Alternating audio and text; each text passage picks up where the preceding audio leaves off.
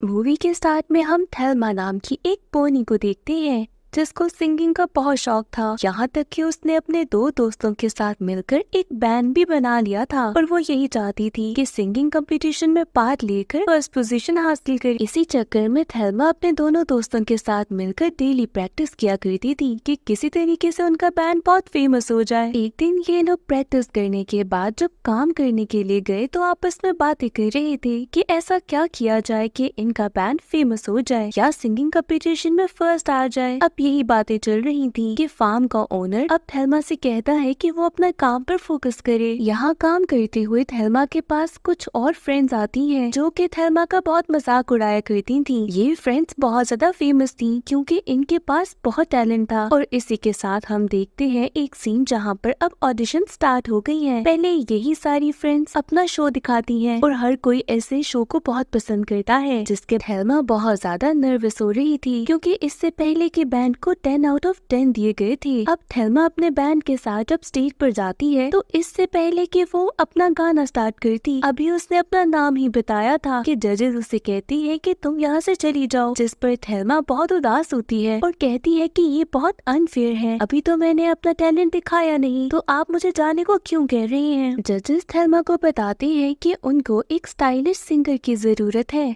ना कि एक सिंपल अगली पोनी की, जिस पर थेल्मा को बहुत गुस्सा आता है। पर इससे पहले कि वो जजेस को कुछ कहती यहाँ पर उसका पाँव फिसलता है और वो ड्रम्स के साथ नीचे गिर जाती है, जिसकी वजह से जजेस के साथ साथ वहाँ बैठे सब लोग उस पर हंसने लगते हैं। इसके बाद तो थेल्मा यहाँ से उदास होकर चली जाती है। इस सब के बाद थेल्मा उदास होकर एक रेस्टोरेंट में जाकर बैठ जाती है और अपने फोन पर अपनी ही ऑडिशन की क्लिप देख रही थी जो कि बहुत ज्यादा वायरल हो चुकी थी और हर कोई थेल्मा का बहुत मजाक उड़ा रहा था। अब इस सब से वो बेचारी और दुखी होती है। इतनी देर में उसका फ्रेंड ऑटिस आता है और थेल्मा को बताता है कि वो एक गेम बना रहा है जहाँ पर उसने सब लोगों को एक कैरेक्टर दिया है। अब इस गेम में एक यूनिकॉर्न भी था जो थेल्मा देखकर कहती है कि मैं बनना चाहती हूँ, जिस पर ऑटिस उसे बताता है कि हर कोई यूनिकॉर्न बनना चाहता है पर यूनिकॉर्न जैसा कोई भी नहीं। थेल्मा बहुत ज्यादा उदास थी। वो ऑटिस से कहती है कि कोई भी उसको फेमस नहीं होने देगा क्योंकि वो बिल्कुल प्यारी नहीं और हर कोई उसे बस एक अजीब सी पोनी समझता है, जिस पर ऑटिस उसे कहता है कि ऐसा कुछ भी नहीं, वो जैसी है बिल्कुल परफेक्ट है। पर थेल्मा फिर भी बहुत उदास थी, जिसके बाद वो अपने घर चली जाती है। सुबह जब सोकर उठती है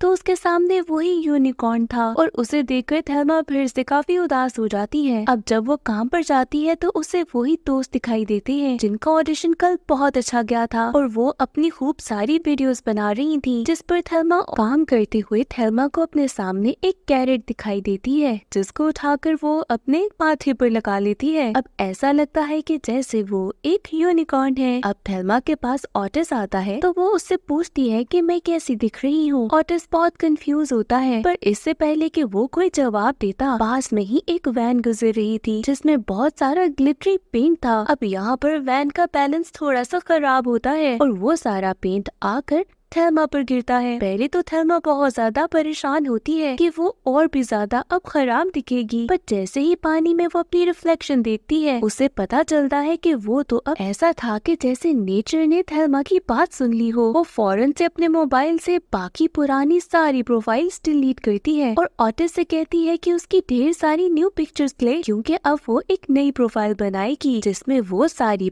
ऑटिस थेल्मा को मना करता है कि उसे पुरानी थेल्मा चाहिए, पर थेल्मा उसकी कोई बात नहीं सुनती और इसी तरह से ऑटिस को अपना फोन पकड़ाती है कि मेरी ढेर सारी पिक्चर्स ले लो। अब पास में ही एक वैन गुजर रही थी जिसमें बहुत सारे बच्चे भी थे। एक बच्चा थेल्मा को देखकर बहुत एक्साइटेड होता है और वहाँ पर ही वो वैन रुक जाती है क्योंकि सबको लगता है कि यहाँ पर एक यूनिकॉर्न है। ये सब थेल्मा से पूछते हैं कि क्या वो कोई एक्ट कर सकती है, तो थेल्मा ये चांस जाने नहीं देती। वो सबको बताती है कि उसे सिंगिंग आती है। हर कोई थेल्मा से गाना गाने का कहता है, जिसके बाद थेल्मा एक्साइटेड होकर ऑटिस से कहती है कि वो अपने इंस्ट्रूमेंट्स लेकर आए, जिसके बाद ऑटिस भी फौरन उसकी बात मान लेता है और अब वो गाना गाती है जो सबको बहुत पसंद आता है। थेल्मा के गाना गाने के बाद हर कोई उसको बहुत प्रेज करता है और उसकी तो वीडियोस भी बन रही थी। यहाँ पर कोई उससे पूछता है कि क्या वो सच की एक यूनिकॉर्न है, जिस पर थेल्मा कह देती है कि हाँ मैं एक रियल यूनिकॉर्न। थेल्मा की सिंगिंग वीडियोस बहुत वायरल हो रही थी। पूरी दुनिया में अब थेल्मा का ही चर्चा था।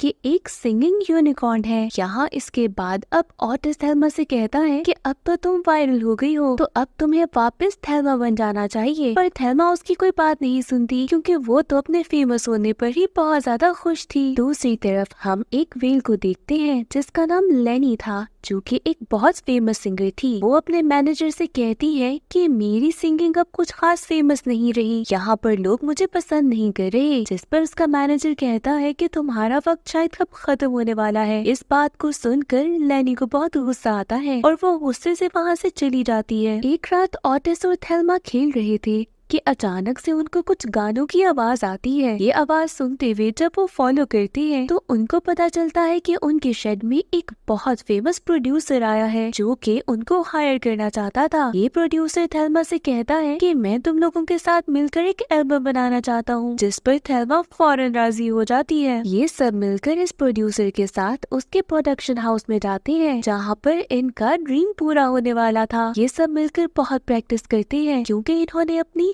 एल्बम रिलीज करनी थी। कुछ देर के बाद इस प्रोड्यूसर को निकी की कॉल आती है। निकी वही मैनेजर था जो कि अब चाह रहा था कि किसी तरीके से थेल्मा को यूज करके पैसे कमाए। निकी प्रोड्यूसर को ऑफर देता है कि थेल्मा उसके शो में परफॉर्म करे। जब ये बात थेल्मा से पूछी जाती है तो वो फौरन रेडी हो जाती है, जिस पर ऑटिस उसे काफी समझाता है कि तुम्हें ये डिसीजन सोच कर लेना चाहिए था। पर थेल्मा कहाँ सोचती, उसको तो बस एक अच्छा स्टेज मिल रहा था और वो लोगों के सामने परफॉर्म करना चाहती थी। ऑटिस का ये कहना था कि थेल्मा अभी इतने बड़े स्टेज के लिए तैयार नहीं हुई, पर थेल्मा को ये सब समझ नहीं आता। वो ऑटिस को समझाती है कि इतनी बड़ी अपॉर्चुनिटी हर एक को नहीं मिलती। जिसके बाद ये दोनों पहुंच जाते हैं एक प्लेन के थ्रू उसी जगह पर जहाँ पर निकी वो जानबूझकर थेल्मा को एक अलग कार में भेजता है और ऑटिस और बाकी दोस्तों को दूसरी कार में, जो कि रास्ते में ही खराब कर देता है ताकि वो शो तक ना पहुंच सके। दूसरी तरफ लेनी वेल को बहुत गुस्सा आ रहा था, क्योंकि सारा शो अब बस थेल्मा का था और उसे पता था कि जितने भी लोग शो में आ रहे हैं वो सिर्फ थेल्मा के लिए आए हैं। अब यहाँ पर थेल्मा स्टेज के पीछे इंतजार कर रही थी कि ऑटिस और उसके दोस्त आ जाएं, पर वो तो पहुँच नहीं पा रहे थे। निकी थेल्मा से कहता है कि शायद तुम्हारे दोस्त इतने बड़े स्टेज को देखकर भाग गए हैं, क्योंकि उन्होंने कभी इतने बड़े स्टेज पर परफॉर्म नहीं किया। थेल्मा कहती है कि मेरे दोस्त ऐसे नहीं, वो किसी स्टेज से डरेंगे नहीं। पर अब यहाँ पर वो क्या कर सकती थी, इतने बड़े चांस को वो खोना नहीं चाहती थी। जिसके बाद वो अकेले ही स्टेज पर जाने के लिए रेडी हो जाती है। स्टेज पर जाने साथ ही वो जैसे गाना शुरू करती है, लोग उसे देखकर बिल्कुल पागल हो जाते हैं। जहाँ लेनी वेल को ये सब देखकर बहुत बुरा लगता है और वो निकी। इसके बाद तो लेनी को बहुत गुस्सा आता है और वो ऐसे ही स्टेज पर चली जाती है, जहाँ पर अब भी थेल्मा परफॉर्म कर रही थी। उसका तो पूरा इरादा था कि थेल्मा पर अटैक कर दे। थेल्मा अपनी जान बचाकर वहाँ से भागती है, जिसके बाद लेनी अब लोगों के सामने परफॉर्म करने लगती है। पर यहाँ पर उस पर लगी हुई रस्सी टूटती है और वो बहुत बुरे तरीके से स्टेज पर गिर जाती है। लोग उसका बहुत मजाक उड़ाते हैं। अब निकी थेल्मा से कहता है कि तुम मेरे साथ कॉन्ट्रैक्ट कर लो, मैं तुम्हें बहुत फेमस कर दूंगा। जिस पर थेल्मा उसे बताती है कि वो ऑलरेडी एक प्रोड्यूसर के साथ काम कर रही है, जिस पर दोबारा निकी उसे फोर्स करता है और किसी तरीके से मना भी लेता है। थेल्मा उसे पूछती है कि क्या मेरे दोस्त भी यहाँ पर तुम्हारे साथ काम करेंगे। निकी बस थेल्मा को मनाने के लिए हाँ कह देता है, जिसके बाद वो कॉन्ट्रैक्ट साइन कर लेती है। इसके बाद जब वो बाहर जाती है तो बहुत सारे लोगों के बीच में उसे ऑटिस दिखाई देता है। ऑटिस से पूछने पर उसे पता चलता है कि ऑटिस की कार खराब हुई थी। अब ऑटिस को वो पूरी कहानी बताती है कि कैसे उसने कॉन्ट्रैक्ट साइन किया है। ऑटिस उसे समझाता है कि अगर तुम लोगों के सामने फेमस होना चाहती हो तो तुम्हें अपनी आइडेंटिटी रिवील करनी चाहिए। पर यहाँ पर वो कैसे बात मानती, उसको बस। दूसरी तरफ लेनी बहुत गुस्से में थी। वो अपने असिस्टेंट से कहती है कि मुझे थेल्मा से रिलेटेड कोई भी स्पाइसी इन्फॉर्मेशन ला के दो, जो कि मैं लोगों के सामने रिवील कर सकूं। अब दूसरी तरफ थेल्मा ऑटिस की बातों से काफी तंग हो चुकी थी। वो जाकर निकी को सब बता देती है कि कैसे वो कोई रियल यूनिकॉर्न नहीं बल्कि एक बिल्कुल प्लेन पोनी है। निकी सबको सुनने के बाद कहता है कि मुझे पता था कि तुम रियल पोनी हो और असल में यूनिकॉर्न नहीं। निकी थेल्मा को बताता है कि लोगों को कुछ भी रियल बताने की जरूरत नहीं, उसे एक यूनिकॉर्न चाहिए और वो बस गाने गाती रहे और ये उसे फेमस कर देगा। इसके साथ ही वो उसे बताता है कि तुम्हें अपने फ्रेंड्स को भी चेंज करने की जरूरत है। जिसके बाद वो उसे कुछ रियल लोगों से मिलवाता है जो कि बहुत फेमस थे और उसका मानना ये था कि थेल्मा इनके साथ मिलकर बहुत अच्छा परफॉर्म भी करेगी और बहुत जल्द ज्यादा फेमस हो जाएगी। ना चाहते हुए भी थेल्मा को ये सारी बात माननी पड़ती है। जिसके बाद वो उस फेमस सिंगर के साथ मिलकर बहुत सारी वीडियोस बनाती है और ये कुछ खास फेमस भी हो जाती हैं। इवन कि वो गाने कुछ खास अच्छे नहीं थे, जिसके बाद निकी इनसे बहुत सारे प्रोडक्ट साइन करवाता है और ये सब इतने फेमस हो चुके थे कि जिस प्रोडक्ट को भी लॉन्च करते थे वो फॉरेन मार्केट से सेल हो जाता था। अब थेल्मा अपने फैंस को ऑटोग्राफ देने के लिए आई थी।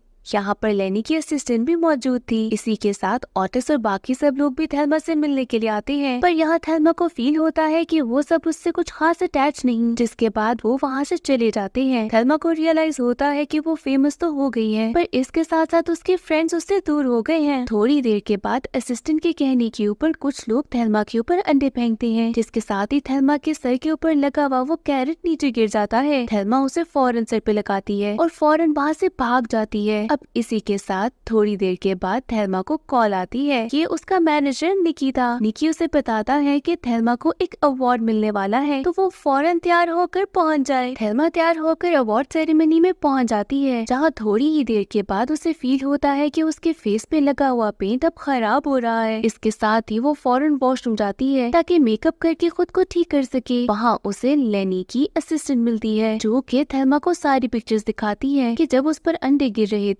और उसके सर से वो कैरेट उतर गई थी, तो वो सारी पिक्चर्स इस असिस्टेंट के पास है, यानी कि वो थेल्मा को ब्लैकमेल कर रही थी। इसके साथ ही वो बहुत सारा पानी थेल्मा पर फेंक देती है, जिससे उसके ऊपर लगा हुआ पेंट गिर जाता। थेल्मा असिस्टेंट से कहती है कि मैं यहाँ से चली जाऊंगी, मेरी कोई भी पिक्चर तुम पोस्ट ना करना, ऐसे मेरे फैंस बहुत ज्यादा हर्ट होंगे। जिस पर असिस्टेंट मान जाती है कि अगर तुम यहाँ से चली जाओ तो मैं ऐसा कुछ नहीं करूंगी। जिसके बाद थेल्मा उदास होकर खामोशी से वहाँ से चली जाती है। दूसरी तरफ अवार्ड सेरेमनी स्टार्ट हो गई थी और अब बारी थी थेल्मा को अवार्ड देने की, जिसके ऊपर वो आती नहीं है। निकी भी बहुत परेशान होता है, वो हर जगह थेल्मा को ढूंढ। अब थेल्मा को रियलाइज हो गया था कि जो ऑटिस ने उसे कहा था वो बिल्कुल ठीक था। जिसके बाद वो फौरन ऑटिस के पास जाती है और उसे सॉरी कहती है कि फेमस होने के चक्कर में उसने अपने दोस्तों को खो दिया है। अब ऑटिस उसको समझाता है कि अब भी हमारे पास टाइम है, हम तुम्हारे रियल रूप को सबके सामने ले आएंगे। जिसके बाद ये एक शो में जाने के लिए रेडी हो जाते हैं। ये शो भी निकी ने ही रखा था। दूसरी तरफ लेनी की असिस्टेंट को जैसे पता चलता है कि ये सब वहाँ पर पहुँच रहे हैं, वो कोशिश करती है कि थेल्मा की उस पिक्चर को पोस्ट कर दे, पर इससे पहले कि वो पिक्चर पोस्ट करती उसका फोन ऑफ हो जाता है। असिस्टेंट बहुत कोशिश करती है कि किसी तरीके से थेल्मा, ऑटिस और बाकी सब लोगों को पकड़ सके, पर ये सब लोग उनके रीच में नहीं थे और इसी तरह से ये सब लोग स्टेज की तरफ भागते हैं। अब ऑटिस स्टेज पर पहुंचता है और वो देख रहा था कि थेल्मा किधर है। थोड़ी ही देर के बाद थेल्मा स्टेज पर आती है, पर वो एक पोनी के रूप में नहीं थी, बल्कि दोबारा से यूनिकॉर्न बनकर आई थी। यहाँ पर वो स्टेज के ऊपर सबको सामने बताती है कि मैं रियल में ऐसी नहीं हूँ और अपनी स्टोरी सबको बताने लगती है। जिसके साथ ही वो अपना फेस के ऊपर से सारा पेंट उतारती है और सबको बताती है कि वो एक बिल्कुल प्लेन पोनी है। थेल्मा सब फैंस को कहती है कि मुझे आप सब लोगों से इतना प्यार मिला कि अपनी सच आइडेंटिटी किसी के सामने लाते हुए भी मुझे बुरा लग रहा था कि कहीं मुझे कोई रिजेक्ट ना कर दे। इसके साथ ही वो सबको बताती है कि मुझे सिंगिंग का बहुत शौक था और मैंने बचपन से एक सॉन्ग लिखा था जो कि कभी कंप्लीट ना हो सका। पूरे ऑडिटोरियम में बहुत खामोशी थी और कोई भी कुछ नहीं कहता। थेल्मा जैसे ही गाना गाने लगती है, सब लोग उसे एंजॉय करने लगते हैं। थेल्मा को अब भी सब वैसा ही प्यार दे रहे थे जैसा कि उसे यूनिकॉर्न बनकर मिल रहा था। जिसके बाद थेल्मा को बहुत अच्छा लगता है। अब इसके बाद हम देखते हैं कि थेल्मा और ऑटिस दोबारा अपने फार्म पे पहुंच गए हैं, जहाँ पर वो सब दोस्त जो पहले थेल्मा का मजाक उड़ाते थे अब उसके साथ दोस्ती करके बैठ गए हैं और उसके साथ पिक्चर्स भी ले रहे हैं। यहाँ पर हम देखते हैं कि पास में से ही एक ट्रक गुजरता है, जिस पर अब व्हाइट कलर का ग्लिटर जा रहा था और जैसे ही ये ट्रक उलटता है, सारा व्हाइट ग्लिटर अब ऑटिस के ऊपर आता है और वो बिल्कुल एक